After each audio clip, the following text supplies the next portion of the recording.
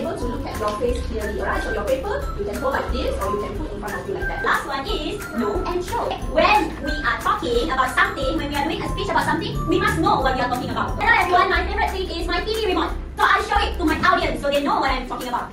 Hello everyone, my name is Jing Kai and I am 8 years old. When I grow up, I want to be a lifeguard because I want to protect people in or near water. I want to be a police officer when I grow up. I want to be a firefighter because I want to read pictures and drawings. I am also friendly, helpful. To be a police officer, I need to have knowledge of law.